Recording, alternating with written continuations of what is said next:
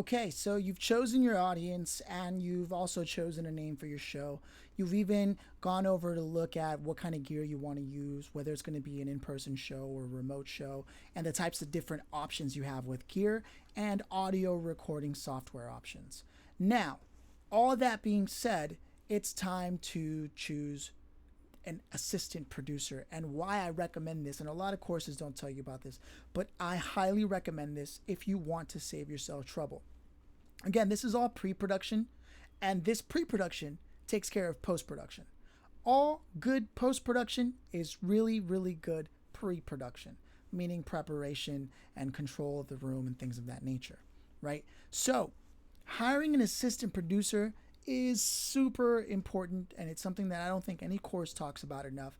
And it doesn't have to be a full-on hire. If you want, it could be yourself and just have the assistant producer mentality in the middle of also being a host. But as you can see, that's doing two jobs in one. So what is an assistant producer and what does that mean? So what I mean by that is, during your recording, whether it's a remote interview conversation or it's a let's say it's an in-person conversation, and it's important to have somebody there side by side with you who starts a timer so they can highlight while you're recording. So there may be a variance of a couple of seconds because they might start the timer after 1 second after you started your actual podcast recording through your software. So the point is, they start a timer so they can track the time code so that they can tell you at 10 minutes and 2 seconds, that was the golden nugget of this episode. Huge, huge, huge.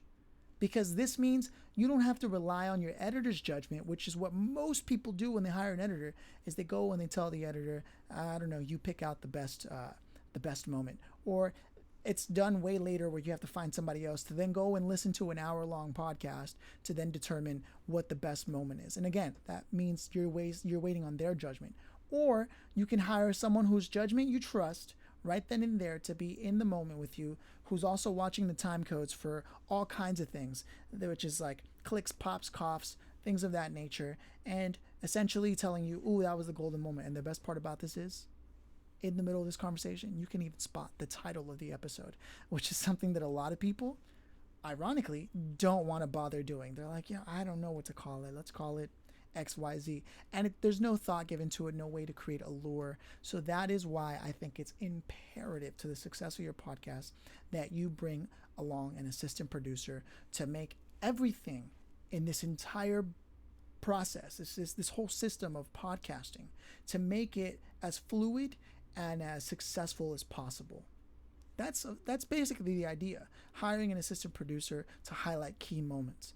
If you remember anything, it's that. It's very basic. It's very simple.